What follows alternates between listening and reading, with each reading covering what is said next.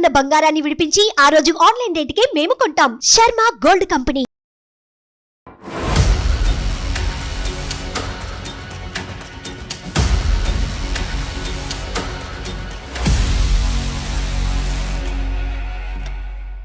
పాప పుట్టిన తర్వాత ఇంకా స్టార్ట్.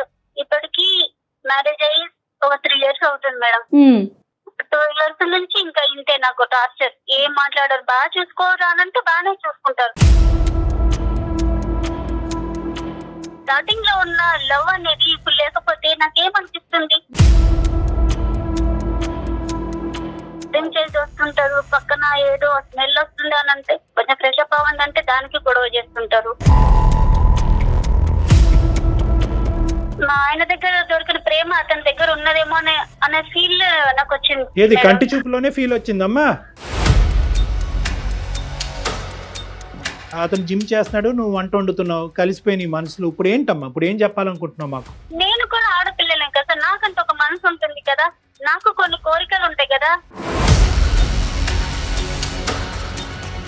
మీరు ఇంకొక వ్యక్తికి భార్య, ఒక బిడ్డకి తల్లి, ఆ విషయాలను కూడా దృష్టిలో ఉంచుకోండి.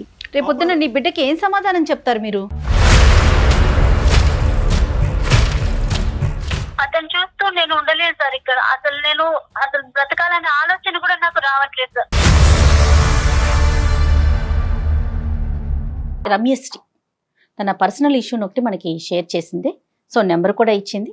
ఎక్కువసేపు నేను చెప్పకుండా డైరెక్ట్గా మీతోనే మాట్లాడిద్దామని. రమ్యశ్రీ ఖమ్మం. వీళ్ళందరూ వాళ్ళ పేరుగానే ఉంచమని అంటున్నారా మేడం? కొంతమంది చెప్తున్నారండి చేంజ్ చేయమని, పేరు బయట పెట్టొద్దు అనేసి. కొంతమంది అయితే పర్వాలేదు అంటే ఫోన్లే కదా కళ్యాణ్ గారు. హలో రమ్యశ్రీ అండి, నేను అందమైన జీవితం ప్రోగ్రామ్ నుంచి కాల్ చేస్తున్నాను. జయానండి. ఓకే మేడం, నమస్కారం మేడం. నమస్తే అండి.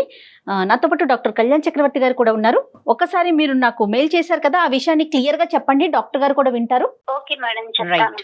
చెప్పండి రమ్య. ఎంత రమ్య, మీ ఏజ్ ఎంత, ఏం చదువుకున్నారు, ఏంటి సమస్య? నా ఏజ్ ఇప్పుడు 25 సార్. అమ్మా నేను ఇంటర్ చేశాను. ఓకే. ఎగ్జామ్స్ రాయగానే పేరెంట్స్ మ్యారేజ్ చేసేసారు మేడం. ఓకే అండి. ఓకే. అంటే 17-18 కి పెళ్లి అయిపోయిందమ్మా? 17-18 కి 18 years స్టార్టింగ్ లోనే అదే మేజర్ అవగానే చేసేసారు. పెళ్లి బాగానే జరిగింది మేడం. నాకు అబ్బాయి నచ్చాడు. అంటే కొంచెం మాకు దూరం బంధువు. పెళ్లి చేసుకోమ్మా, ఇంకా స్టడీ ఆపేసేయాలంటే మంచి సంబంధం అంటే చేసుకున్నాను మేడం. ఓకే అని. ఓకే అమ్మా. ఓకే. 1 year వరకు బాగానే ఉన్నారు. అప్పటి వరకు బాగానే ఉన్నారు కానీ పాప పుట్టిన తర్వాతనే మేడం మా వారు కొంచెం ఆయన డిఫరెంట్ గా బిహేవ్ చేస్తున్నారు. అంటే ఎలాగండి? ఇంట్లో వస్తారు, ఏదో వచ్చానా, ఉన్నానా, పడుకున్నానా, తిన్నానా, పోయానా అన్నట్టే ఉంటారు మేడం. మాట్లాడరు అసలు. నన్ను, నా పాపను అసలు పట్టించుకోవచ్చు మేడం. స్టార్టింగ్ లో బాగానే ప్రేమగా చూసుకున్నారు మేడం, కానీ అసలు సరిగ్గా మాట్లాడరు. ఏదైనా మాట్లాడితే కోప్పడుతూ ఉంటారు. నాకు అసలు నేను రీజన్ లేకుండానే కోప్పడుతుంటా. నాకు ఏం అర్థం కావట్లేదు మేడం. ఓకే. ఏం చేస్తుంటారండి రమ్య? ఒక కంపెనీలో జాబ్ చేస్తున్నారు మేడం. ఓకే. ఓకే. మీ ముగ్గురే ఉంటారు అంతేనా? ఒక పాప, నేను, మా వారు మేడం. ఓకే. అత్తయ్య మావయ్య వీళ్ళంతా ఎక్కడ ఉంటారు? వాళ్ళు వేరే చోట ఉంటారు మేడం. ఓకే. ఓకే. ఓకే. పాప ఉందంటే పాపతో ఇప్పుడు హ్యాపీగా ఉండాలి, నాతో ఉండాలి. మేము ముగ్గురమే కదా మేడం ఇంట్లో మాట్లాడుకోవడానికి. ఎవరి పనులు వాళ్ళు ఉన్నామనంటే అది నాకేం అర్థం కాకుండా మేడం. ఇలా కొన్ని రోజుల నుంచి పాప పుట్టిన తర్వాత ఇంకా స్టార్ట్. ఇప్పటికి మ్యారేజ్ అయ్యి ఒక 3 years అవుతుంది మేడం. 2 years నుంచి ఇంకా ఇంతే నాకు టార్చర్. ఏం మాట్లాడారు, బాగా చూసుకోరా అంటే బాగానే చూసుకుంటారు. ఓన్లీ మాట్లాడకపోవటం ఒకటే సమస్య. మాట్లాడడం అసలు హస్బెండ్ అంటే ఎలా ఉండాలి మేడం? ఒక ప్రేమ, ఎఫెక్షన్ అనేది ఉండాలి కదా. స్టార్టింగ్ లో ఉన్న లవ్ అనేది ఇప్పుడు లేకపోతే నాకేమనిపిస్తుంది. మరి ఎప్పుడైనా అడిగారా ఎందుకు ఇలా ఉంటున్నారు, ఏంటి అసలు కారణం ఏంటి? నేను అడిగాను మేడం. అడిగితే నీకెందుకు అవన్నీ, ఇప్పుడు బాగానే ఉన్నది కదా, ఇప్పుడు నీకేం తక్కువైంది, జాబ్ చేస్తున్నాను కదా, నీకు అన్ని ఏం తక్కువ ఉన్నది అని ఇలా అంటున్నారు మేడం. అలాంటప్పుడు నేను ఏం మాట్లాడగలను? ఏం మాట్లాడలేకపోతున్నాను నేను. ఇంట్లో తన కోసం నేను వచ్చేసరికి ఎదురు చూడాలి అనేది కూడా నాకు అనిపించట్లేదు మేడం. అసలు ఏం మాట్లాడాలో కూడా అర్థం కావట్లేదు. ఆయన పెళ్లి కాక ముందు పేరెంట్స్ దగ్గర, నాన్న దగ్గర ఎంత మంచి ఫ్రీగా ఉంటామో హస్బెండ్ దగ్గర కూడా అలాగే ఉండాలి అని అనుకుంటాం కదా మేడం. ఆ ఫ్రీడమ్ హస్బెండ్ దగ్గర మాత్రమే ఉంటుంది. అలాంటిది అని చూస్తే భయం వేస్తుంది మేడం నాకు. ఒక మిషన్ వర్క్ చేస్తుంది, మనం తింటున్నది, అది ఫుడ్ ఇస్తుంది, మనం తింటున్నాం అన్నట్టు మాత్రమే ఉంటుంది. ఓకే, ఒక మాట్లాడపోవటం తప్ప ఇంకా వేరే ఏ ఇతర సమస్య లేదు అతనితో మీకు? డ్రింక్ చేసి వస్తుంటారు, పక్కన ఏదో స్మెల్ వస్తుంది అని అంటే కొంచెం ఫ్రెష్ అప్ అవ్వండి అంటే దానికి గొడవ చేస్తుంటారు. చాలా మంది ఆడవాళ్ళకి ఇలాంటివి కూడా లేనటువంటి పరిస్థితులు, అంటే ఇప్పుడు సదుపాయాలు చూసుకుంటున్నాడు, అవసరాలు చూసుకుంటున్నాడు, కావాల్సిన ఎటువంటి లోటుపాటు లేదు, వేరే వ్యవహారాలు లేవు, అప్పుడప్పుడైనా తాగుతాడు. అతని వ్యక్తిత్వం అది. బేసికలీ ఏంటంటే రమ్య ఏ అంశాల గురించి అయితే కనుక తను తప్పుగా చూపెడుతుందో బహుశా తన యాంగిల్లో ఓన్లీ ఆ పాయింట్ ఆఫ్ వ్యూసే చూస్తుంది కాబట్టి అవి తప్పుగా కనిపిస్తుంది. ఇంకా మంచిగా ఏమున్నాయేమో అంటే చెప్పడానికి ఇంకా 95 ఉండుంటాయి. పట్టించుకుంటాడు. ఇది తన ప్రాబ్లం ఏంటంటే తక్కువగా మాట్లాడతాడు, మాట్లాడినప్పుడు మాత్రం బిగ్గరగా మాట్లాడతాడు, వస్తున్నప్పుడు నాకు భయం వేస్తుంది. వ్యక్తిత్వ లోపమా, కమ్యూనికేషన్ ప్రాబ్లమా? అంటే వ్యక్తిత్వ లోపం ఉంటే కనుక ప్రతి మ్యారేజ్ లో చాలా పెద్ద సమస్య, అది తిరిగి రాలేనటువంటిది, తీర్చలేనటువంటిది. ఇక్కడ communication difficulty can always be rectified. 95% marital disputes, marriage భార్యాభర్తలకు సంబంధించిన డిస్ప్యూట్స్ లో ఏదో పెద్ద పెద్ద వ్యవహారాలు ఏమి ఉండవా, బేసిక్ కమ్యూనికేషన్ డిఫికల్టీ ఉంటుంది. అతను మాట్లాడకపోయినా కూడా అతని లోపల ఉన్న భావాన్ని ఏంటి అన్నది మీకు అర్థం చేసుకోవటం కష్టము. ప్రెడిక్షన్ లేదు. అంటే ఇప్పుడు అరుస్తాడా, ఇప్పుడు మెత్తగా ఉంటాడా, మాట్లాడతాడా, నవ్వుతాడా, కోపడతాడా అనే ప్రెడిక్షన్ లేదు. ఈ రెండే అంశాలు మీకు. అయితే మీ ఇద్దరి మధ్యన ఉండే కమ్యూనికేషన్ డిఫికల్టీ ఇలా ఉంది అనేది పెద్దవాళ్ళతో ఎప్పుడన్నా మాట్లాడారా? అమ్మ నాన్న ఈ సమస్య వస్తుంది, లేదంటే అత్త మామ ఈ సమస్య వస్తుంది అనే అంశం పెద్దలు ఎప్పుడన్నా జోక్యం చేసుకుని ఈ కమ్యూనికేషన్ డిఫికల్టీని రెక్టిఫై చేసేటటువంటి ప్రయత్నం చేశారా? మాట్లాడాను సార్, ఒకసారి మా పేరెంట్స్ తో మాట్లాడాను. మగవాళ్ళు ఉన్నప్పుడు అలాగే ఉంటదమ్మా, బాధ్యతలు పెరుగుతాయి కదా, సర్దుకుపోవాలి. సమాజానికి కనిపించదు. 4 గోళ్ల మధ్యన రమ్య లాంటి ఆడవాళ్ళకే కనిపిస్తుంది కానీ బయట ప్రపంచానికి కనిపించదు. ఇప్పుడు మేము మాట్లాడే అవకాశం దాకా వచ్చిందంటే ఏంటి, మీరు ఏమి ఎక్స్పెక్ట్ చేస్తున్నారు? అంటే ఈ మధ్య నేను కొన్ని రోజులుగా ఒక అబ్బాయిని ఇష్టపడుతున్నాను మేడం.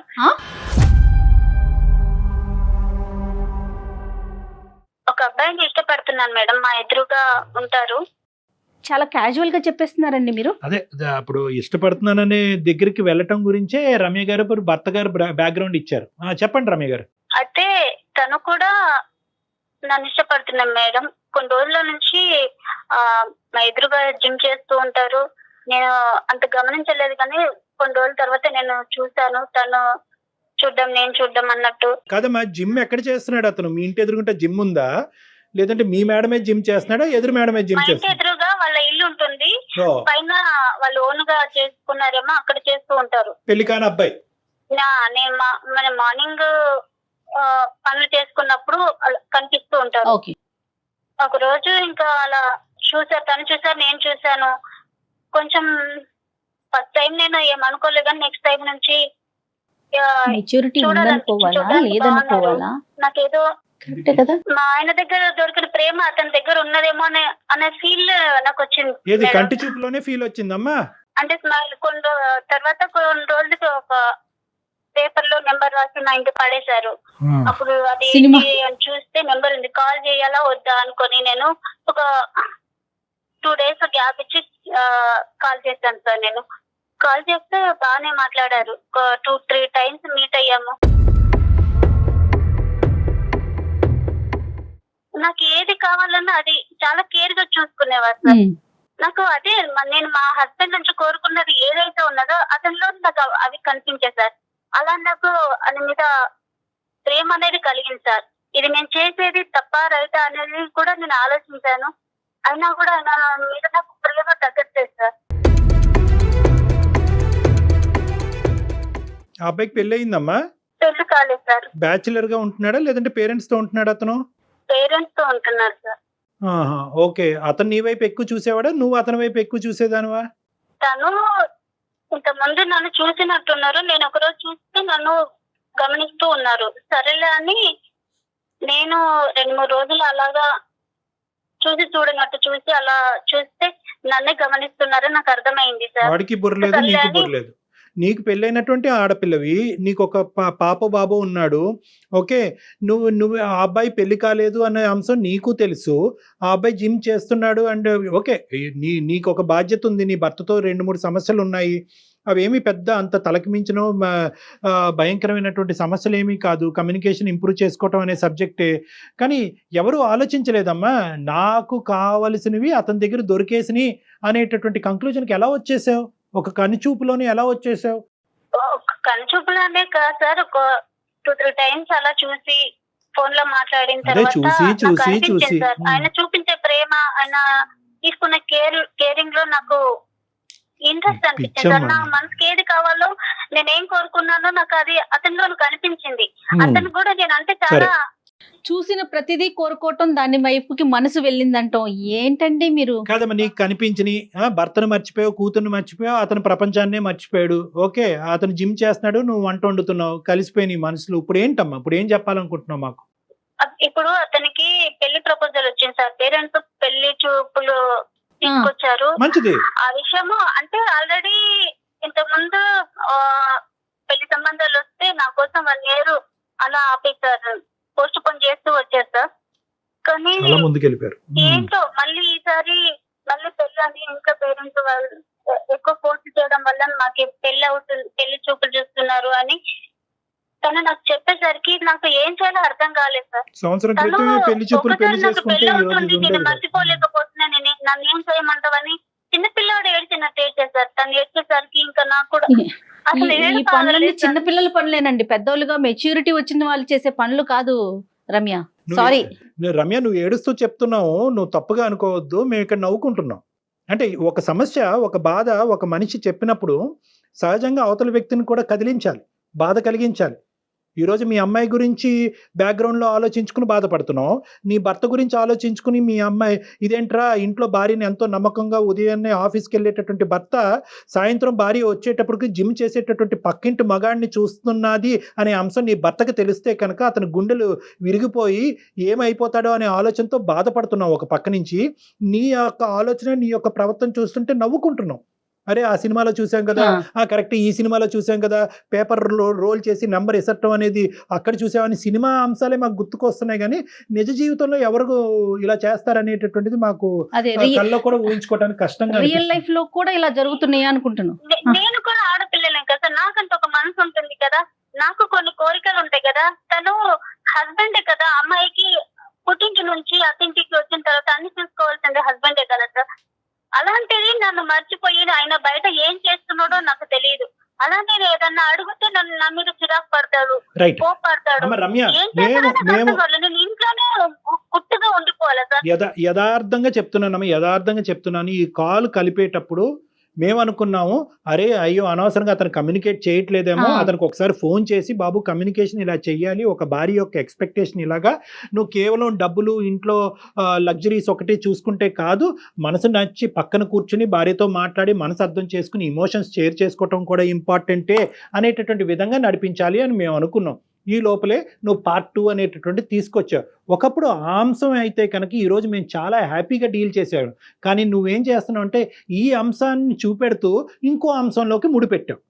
ఆటోమేటిక్గా అక్కడ ఏమైంది, ఇప్పుడు నీ బాధని ఎలా వే చేయాలి అన్నది మాకు అర్థం కావట్లేదు. అరే అవును, ఈ అమ్మాయి చాలా ఇబ్బంది పడింది, కరెక్టే అని అనుకోవాలా, లేదంటే పక్కింట్లో సుఖాన్ని చూస్తూ భర్తని చేదుగా అనిపిస్తున్నాడు అన్నది చూడాలా? అంటే ఇక్కడ ఎలా చూడాలి అనేది మాకు ఇప్పుడు వితౌట్ ది సెకండ్ ఆస్పెక్ట్ నీ మీద మాకు పూర్తిగా గౌరవం ఉంది, జాలి ఉంది, సమస్యకు పరిష్కారం చూపెట్టాలి అనే ఆలోచన కూడా మాకు ఉంది.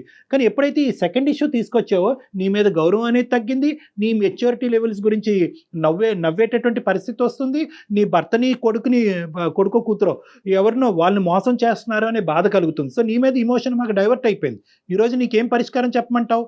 ఆ అబ్బాయి యొక్క పెళ్లి బలవంతంగా ఇప్పటి వరకు పెళ్లిళ్ళు వస్తుంటే, సంబంధాలు వస్తుంటే పక్కకు తోసేసి ఏదో పెద్ద దేశాన్ని ఉద్ధరించేటటువంటి గొప్ప వ్యక్తిలాగా నువ్వు చెప్తున్నావు. ఆ అబ్బాయి పెళ్లి సంబంధం అప్పుడు వచ్చి ఉంటే కనుక ఈరోజు మాకు కూడా ఈ దరిద్రం వినవలసినటువంటి బాధ తప్పు ఉండేది. సారీ అమ్మ, నేను ఈ దరిద్రమే అంటాను. ఇది కేవలం నువ్వు ఎంచుకుని ఇంట్లోకి తీసుకొచ్చినటువంటి ఒక దరిద్రం. నిజంగా ఈరోజు ఏదైతే నువ్వు అతను నడిపించేటటువంటి కథ ఉందో, ధైర్యం ఉంటే కనుక మీ భర్త ఎదురుకుంటే నడిపించమ్మా.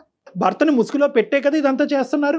ఆయన చేసే బిహేవియర్ బట్టి నాకు ఆయన నుంచి నాకు ఏం అందట్లేదు సార్, ప్రేమ అందట్లేదు. కాదమ్మా, ప్రేమ అందట్లేదు, నీతో మాట్లాడట్లేదని నువ్వు పక్క చూపులు చూస్తావా? పక్క చూపులు కాదంటే నేను మంచిదే కదా మేడం. ఇప్పుడు మార్చుకునే ప్రయత్నం ఉండదా? ఇంకా ఫైనల్ డెసిషన్ అంతే ఉంటుందా? ఇప్పుడు అదే పనిగా నేను నేను మా హస్బెండ్ ఏ విధంగా అయితే బిహేవ్ చేస్తున్నా ఆ విధంగా నేనుంటే అయినా బయట ఎన్ని విధాలుగా వేరే అమ్మాయిని చూడలేదా? తప్పుగా ఎందుకు చూస్తారు మేడం? ప్రతి ఆడపిల్ల అంటే అది ఉండాలి, ఓకే, నువ్వు ఆ హస్బెండ్ యాంగిల్ ఏం చేసిన పని ఉండాలి, No, no, no, no. అలా అమ్మ ఆడపిల్ల కరెక్ట్ కదా? కాదు కదా ఎవ్వరు సార్? కూడా మాట్లాడట్లేదు ఉండట్లేదు కూడా అనట్లేదు కూడా. ఇప్పుడు నువ్వు అర్థం చేసుకోవాల్సింది ఏంటంటే నీ సమస్య కాదు అని అనట్లేదు. నీ భర్తతో ఉన్న నీ కమ్యూనికేషన్ డిఫికల్టీ లేదు అనేటటువంటి అంశాన్ని మాట్లాడే హక్కు మాకు లేదు. ఖచ్చితంగా అది సమస్యే.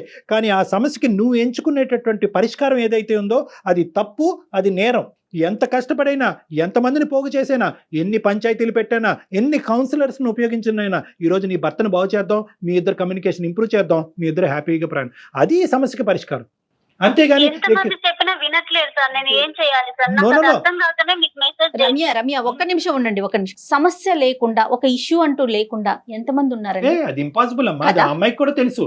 రైట్, నా భార్య ఇలా వెళ్ళిపోయిందని చెప్పి నీ కొడుకుని అలా ఒక మూలన వేసేసి నీ భర్త కూడా పక్కింటి ఎక్సర్సైజ్ చేసి ఇంకో లేడీతో వెళ్ళిపోతే ఓకేనమ్మా నీకు?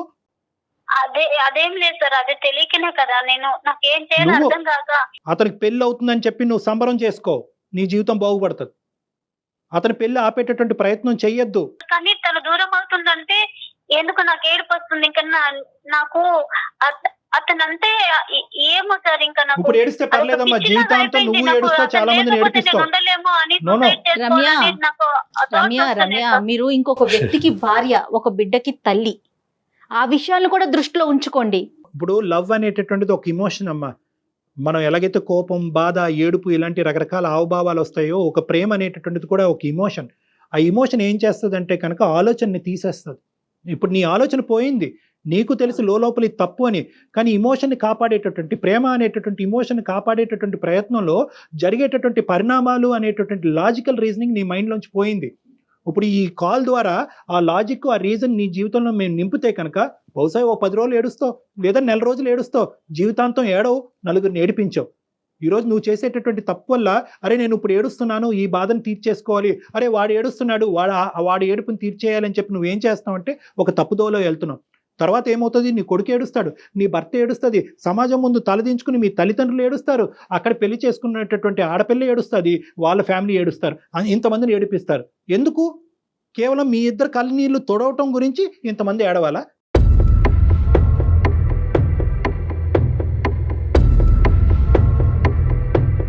సో ఇది కరెక్ట్ కాదమ్మా. ఇక్కడ లాజిక్ కావాలి, ఇమోషన్ కాదు. ప్రేమ అని ఇమోషన్ తాత్కాలికంగా పక్కన పెట్టండి. దీన్ని ప్రేమ అంటారా? నేనైతే అన్ను, దీన్ని ఆకర్షణ అంటాను.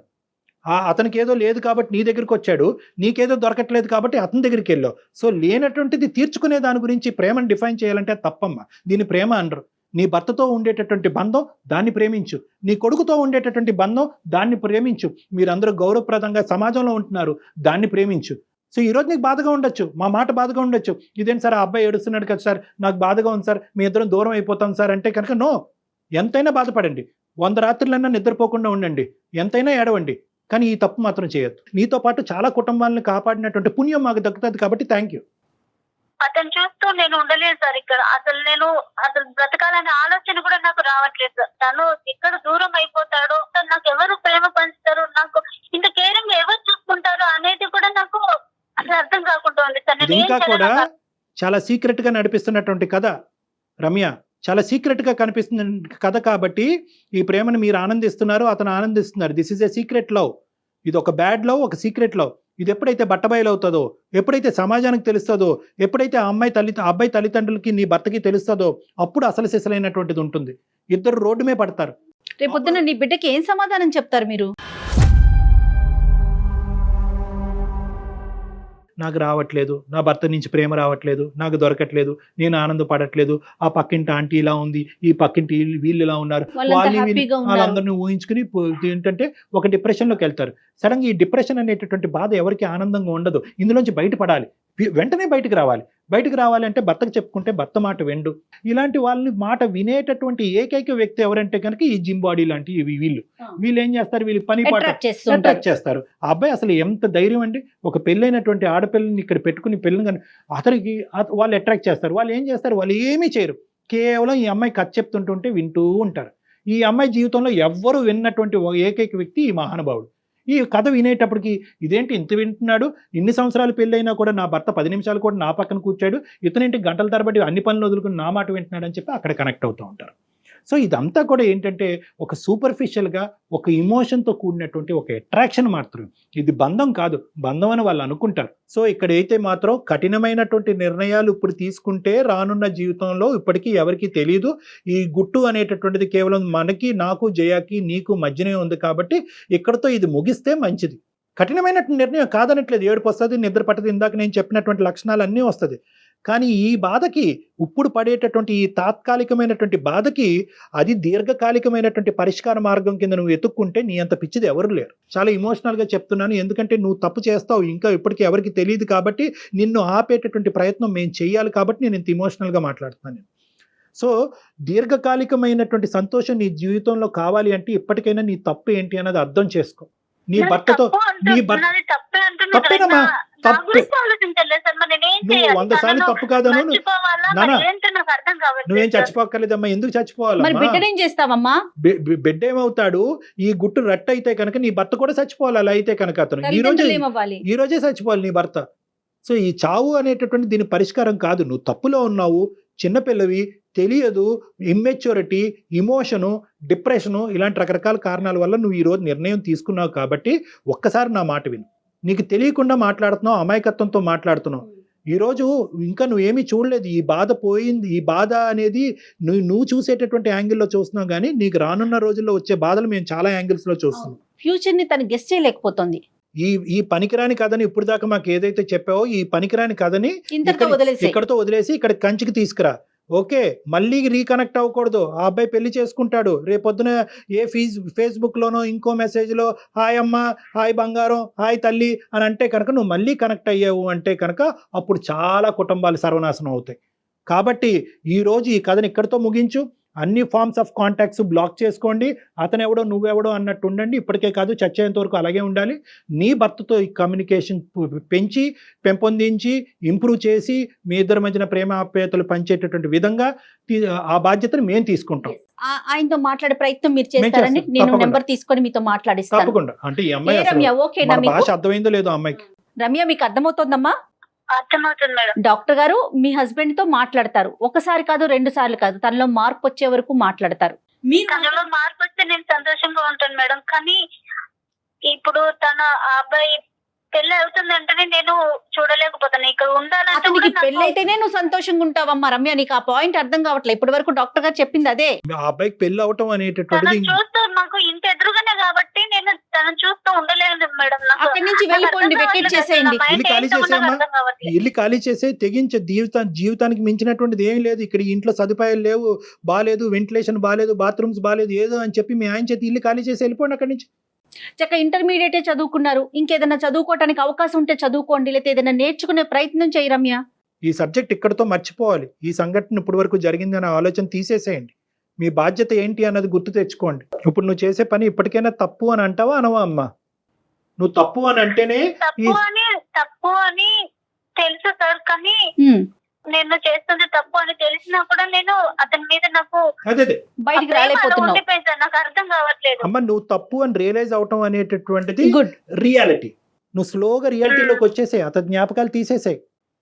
Okay sir. మా ఆయన మారి నాతో ఉంటే నాకు ఏది అవసరం లేదు సార్. తప్పకుండా ఉంటారమ్మా. డాక్టర్ గారితో మనం మాట్లాడిద్దాం. నువ్వైతే మాత్రం స్ట్రాంగ్ గా ఉండు. ఒకసారి మనం అయిపోయిన తర్వాత మీ హస్బెండ్ నెంబర్ ఫార్వర్డ్ చెయ్యి, ఆయనతో ఒకసారి డాక్టర్ గారితో మాట్లాడిద్దాం. Be strong. Okay okay madam. Right. Okay అమ్మా, ఆల్ ద బెస్ట్ అమ్మా. Ramya, okay sir. నీకు నీ జీవితంలో మంచి జరగాలి, మళ్ళీ తప్పులు జరగకూడదు, నీ వల్ల నీ పేరు చెప్పుకుంటూ సమాజంలో మీ తల్లిదండ్రులు అందరూ తలదించుకునే పరిస్థితి రాకూడదనే ఉద్దేశంతోనే నేను బిగ్గరగా, గట్టిగా, ఇమోషనల్గా చెప్పడం జరిగింది. నా మాటను తప్పుగా తీసుకోవద్దు. నా మాటలో ఉండేటటువంటి మెసేజ్ని మాత్రమే తీసుకో అమ్మా. ఓకేనా? Okay sir. ఓకేనన్నా, all the best. Thank you. Kalyan గారు, ఈ అమ్మాయికి పెళ్ళయింది, ఒక పాప ఉంది, పాపో బాబో సంథింగ్. అయినా కూడా ఇంకొకరి మీద మనసు పడటం, అతనికి పెళ్ళి అయిపోతుందని నాకు బాధగా ఉంది, నేను తట్టుకోలేకపోతున్నాను అని అంటాం. ఇలాంటప్పుడు ఈ సిచ్యువేషన్లో ఏం చేస్తారంటే సాడ్ సాంగ్స్ వినటం, సాడ్ మూమెంట్స్ని చూడటం, అవి మాకే జరిగినాయి అని ఇంప్లిమెంట్ చేసుకోవటం, ఇలాంటివి కూడా చేస్తూ ఉంటారు కదండి. మనసు నిజంగా ఇలా పరిపరి విధాలు ఆలోచిస్తూ ఉంటుందా? ఆ కుదురుని ఇవ్వదంటారా? అంటే ఇక్కడ ఏంటంటేనమ్మా, మనసు వేరో ఆలోచన వేరు, మా బ్రెయిన్ వేరు, మైండ్. మనసు అనేటటువంటిది ఇమోషన్ తో కూడినటువంటిది. ఇందాక ఆ అమ్మాయికి చెప్పినప్పుడు కూడా నేనేమన్నానంటే, నీ మనసు చెప్పేటటువంటి మాటే వింటూ ఉంటే కనుక నువ్వు ఇలా తప్పులు చేసుకుంటూ పోతా ఉంటావు. నీ మైండ్ ఏం చెప్తుంది, నీ బ్రెయిన్ ఏం చెప్తుంది? నీ బ్రెయిన్ అనేటటువంటి చెప్తుందా? చెప్తాది. బ్రెయిన్ ఒక లాజిక్, దాన్నే అంతరాత్మ అంటాం, దాన్నే సిక్స్త్ సెన్స్ అంటాం. అమ్మాయికి కూడా తెలుసు, ఇందాక నుంచి అంటుంది నేను తప్పు చేస్తున్నాను అంటే కనుక అది లోపల అంతరాత్మ, అదే ఎప్పుడు నిజం పలుకుతుంది. ఈ బయట ఉండేటటువంటి మనసు ఏంటంటే ఒక మబ్బుతో కూడినటువంటి ఒక ఇమాజినేషన్ లోకి ఈ అమ్మాయిని తీసుకెళ్తుంది. ఆ మబ్బు ఏంటంటే ఇక్కడికంటే అక్కడ సుఖంగా ఉంటాం, అతను నిన్ను బాగా చూసుకుంటాడు, ఇవన్నీ ఊహాజనకమైనటువంటిది. దానివల్ల ఏమవుతుందంటే లోపల ఉండేటటువంటి కాన్షియస్ సిక్స్త్ సెన్స్ అంతరాత్మ లేదు, అక్కడికి వెళ్తే మోసపోతావు, అక్కడికి వెళ్ళిన తర్వాత అందరూ ఇబ్బంది పెడతారు అనేటటువంటి చెప్తూ ఉంటుంది. కానీ ఈ ఆలోచన మీరు ఇందాక అన్నట్టు ఈ మ్యూజిక్ వింటాం, ఈ పాటలు వింటాం, వేరే ప్రేమించేటటువంటి వాళ్ళని చూడటం, వాళ్ళ సంసారాల జీవితాలు బాగున్నాయి అనుకోవటం వల్ల ఏమవుతుందంటే ఈ మత్తు కాస్త ఏంటంటే ఈ సిక్స్త్ సెన్స్ లోంచి వచ్చేటటువంటి ఆలోచనని తొక్కేస్తూ ఉంటుంది. ఈరోజు మీరు నేను ఏం చేసామంటే కనుక ఈ ఇమోషన్ని పైకి తీసేసి ఈ లోపల ఉండేటటువంటి అంతరాత్మ యొక్క మాట ఆ అమ్మాయి వినేటట్టుగా మనం చేసామన్నమాట ఈరోజు. అది వాళ్ళ తల్లిదండ్రులు చేయగలరు, మెచ్యూర్ గా ఉండే పీపుల్ ఎవరైనా చేయగలరు. కానీ ఎవరితో కూడా ఈ అమ్మాయి ఈ ఇష్యూని డిస్కస్ చేసే ధైర్యం లేదమ్మా. ఆ అమ్మాయికి తెలిసి తప్పు కాబట్టి ఆ అమ్మాయి చేసే ధైర్యం లేదు. లక్కీగా మనకి ఈమెయిల్ పంపించింది, మనం కాల్ చేసాము, ఆ లోపల ఉండేటటువంటి అంతరాత్మని తట్టి లేపాము, అది బయటకు వచ్చింది, ఇమోషన్ తగ్గింది. ఇక నుంచి ఆ అమ్మాయి నడవలసినటువంటి దారి ఆ అమ్మాయి ఎంచుకోవాలి. ఎల్లకాలం ఎవరో ఒకరు అంతరాత్మని తట్టి లేపలేరు. ఆలోచించే తత్వం వస్తుందేమో అని అనిపిస్తోంది, ఎందుకంటే లాస్ట్ లో తను మాట్లాడిందని బట్టి